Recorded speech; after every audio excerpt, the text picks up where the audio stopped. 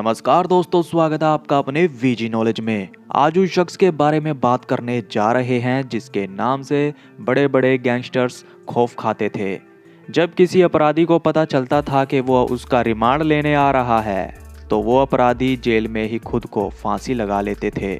जी हाँ, यहाँ बात कर रहे हैं एसपी असलम चौधरी की। फिल्म में बताई गई असलम चौधरी की कहानी असल में रियल स्टोरी नहीं है। पाकिस्तान का मनसेरा साल 1963 में असलम खान का जन्म हुआ। टीम को लीड कर रहे व्यक्ति को पाकिस्तान के कराची में चौधरी कहा जाता है। कुछ सालों बाद उसके नाम के पीछे चौधरी लग गया था। 1984 में असलम खान पुलिस में भर्ती हो जाते हैं। 21 साल की उम्र में वो पुलिस में भर्ती हो गए थे। पहली बार कराची के लहरी में उनकी पोस्टिंग हुई। उस दौर में लहरी में माफिया, किडनैपिंग, मर्डर, ड्रग्स, सभी तरह की क्राइम एक्टिविटीज़ जोरों शोरों से चल रही थी। 1992 में वो वहाँ के सबसे पहले एसएचओ बने। असलम खान ने कई डकैतों की गैंग को धर दबोचा और कईयों को मार गिराया। इससे उनका नाम काफ़ी फेमस हो गया था। उनकी पर्सनैलिटी डेयरिंग थी। धीरे धीरे लोगों ने उनके नाम के पीछे चौधरी लगाना शुरू कर दिया। 1992 में एक MQM नाम का ग्रुप हुआ करता था। उनके खिलाफ उन्होंने एक ऑपरेशन चलाया। उस ऑपरेशन में असलम खान ने बड़े गैंगस्टर को ढेर कर दिया। वहाँ से वो और ज़्यादा सुर्खियों में आ गए। लोगों को पता चला कि कोई एसएचओ है असलम खान नाम का जिसने बड़े गिरोह को मार गिराया है। आसपास के इलाकों में असलम खान का नाम हो गया था। हर कोई उनसे डरने लगा था। वो एक ऐसा पुलिस वाला था जो अपने नाम को बढ़ाते जा रहा था। नए नए गैंग को उभरने से पहले ही वो उनका खात्मा कर डालता था। असलम चौधरी कुछ के लिए हीरो था तो कुछ के लिए विलन। कहते हैं एक बार उसके लॉकअप में गाड़ी की चोरी हो गई थी तो असलम ने उनके गैंग मेंबर को पकड़ लिया। इन्वेस्टिगेशन में पता चला इन्होंने बहुत सारी गाड़ियों को चुराया है। जब उस आदमी को पता चला असलम चौधरी उसका रिमांड लेने आ रहे हैं तो उस व्यक्ति ने जेल में ही सुसाइड कर लिया। इसके बाद पाकिस्तान के हर मीडिया चैनल ने इस खबर को चलाया। इससे असलम की चर्चाएं लोगों में होने लगी। जैसे जैसे असलम का नाम बढ़ते जा रहा था उसकी नेताओं से भी बनने लगी थी। जो पार्टी उस समय वहां रूल कर रही थी उनके साथ असलम चौधरी का उठना बैठना था। एंटी पार्टीज की असलम से नहीं बनती थी। मुहाजिर कौमी मूवमेंट जो था उसके पार्टी के कई बड़े लोगों को असलम चौधरी ने पकड़कर जेल में डाल दिया था और कुछ लोगों को एनकाउंटर में ढेर कर दिया था। इससे मौजूदा रूल कर रही पार्टी के साथ असलम खान की अच्छी बनती जा रही थी। उनका प्रमोशन होते जा रहा था। एसीपी से असलम चौधरी एसपी बन जाते हैं। पार्टी की सपोर्ट से इनका दबदबा बढ़ते जाने लगा। अपने मुताबिक असलम चौधरी किसी भी ऑफिसर्स की कहीं भी पोस्टिंग करवा देते थे। 2004 में असलम चौधरी लेहरी में ट्रांसफ़र करवा लेते हैं। लेहरी को उस समय बदमाशों का गढ़ कहा जाता था। बड़े बड़े बदमाशों का वहाँ कब्जा था। रहमान डकैत उनमें से एक था। रहमान का वहाँ बहुत बोलबाला था। रहमान को वहाँ रहमान कमांडो भी कहा जाता था। बताया जाता है कि रहमान डकैत ने वहाँ ऐलान कर रखा था कि यहाँ हम टास्क फोर्स स्टैब्लिश करेंगे। लोकल पुलिस का यहाँ कोई काम नहीं होगा। लोकल पुलिस वहाँ गैंगस्टर्स के हाथों बिक चुकी थी। 2 नंबर के धंधे से जो पैसा आता था उसमें से कुछ हिस्सा पुलिस वालों का भी होता था। इसको देखते हुए लहरी में असलम चौधरी को आना पड़ा। स्पेशल टास्क फोर्स की कमान उनको सौंप दी जाती है। अपने हिसाब से असलम चौधरी वहां दूसरे ऑफिसर्स को बुलाते हैं। वो टीम को इंचार्ज कर रहे थे। सब उनके हिसाब से चल रहा था। कुछ ही दिनों में वो कई टेररिस्ट ऑर्गेनाइजेशन को मार गिराते हैं। वो उनके पूरे ग्रुप को बंद करवा देते हैं। ड्रग्स और इलीगल वेपन के कामों को उन्होंने वहां से बंद करवा दिया। बताया जाता है कि तालिबान के खिलाफ भी उन्होंने अभियान चलाया था।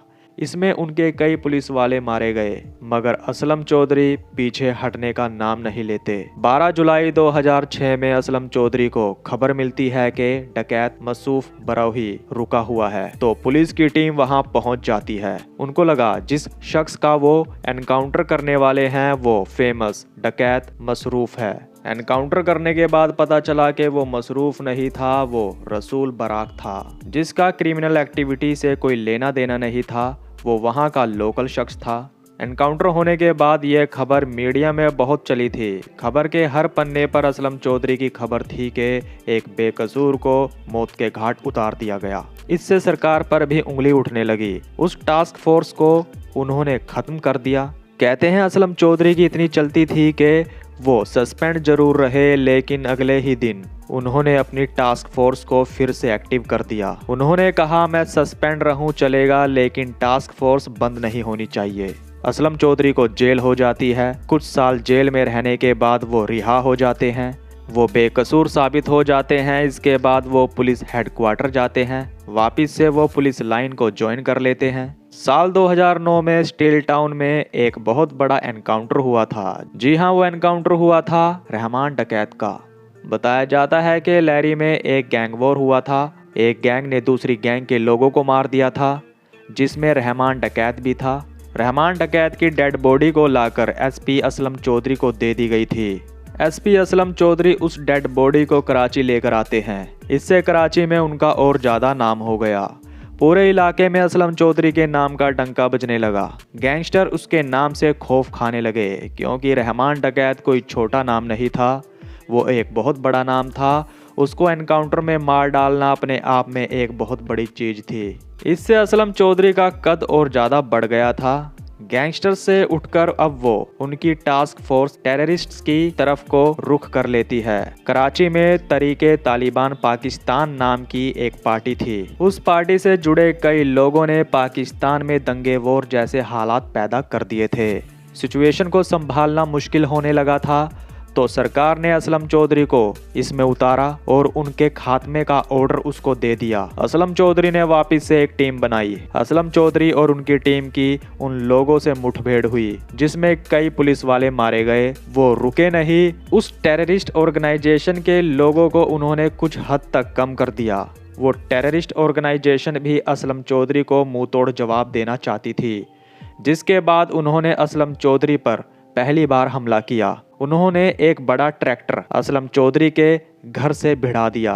उस ट्रैक्टर में बहुत भारी मात्रा में गोला बारूद था। उससे बहुत बड़ा धमाका हुआ। धमाका इतना बड़ा था कि असलम चौधरी का आधा घर मिट्टी में खाक हो गया था और जमीन में लगभग 6 फीट गहरा गड्ढा हो गया था।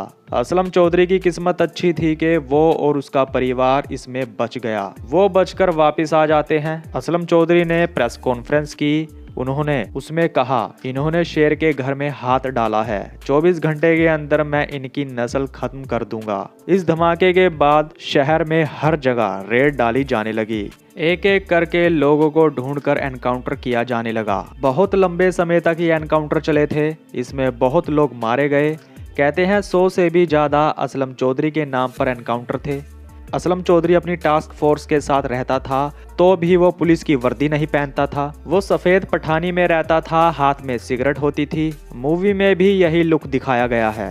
9 जनवरी 2014 को अक्सर एसपी असलम चौधरी लहरी एक्सप्रेस पर जाते रहते थे। ऐसे ही वो उस दिन भी अपनी बुलेट प्रूफ गाड़ी में जा रहे थे। उनके काफिले में 10 गाड़ियां थी। उनकी जान के खतरे को देखते हुए उनको वो सिक्योरिटी दी गई थी। तभी अचानक सामने से एक गाड़ी उनकी गाड़ी को टक्कर मारती है, जिसके बाद बहुत बड़ा ब्लास्ट हो जाता है। उस ब्लास्ट में असलम चौधरी समेत ड्राइवर के भी चीथड़े चीथड़े उड़ गए थे। वहीं साथ में 2 और पुलिस वाले थे, वो भी मारे गए। इस केस की जब इन्वेस्टिगेशन हुई तो पता चला कि हमला करवाने में उनका एक बॉडीगार्ड और ड्राइवर शामिल था। पहले तो ड्राइवर की शहादत को शहीद का दर्जा दे दिया गया था।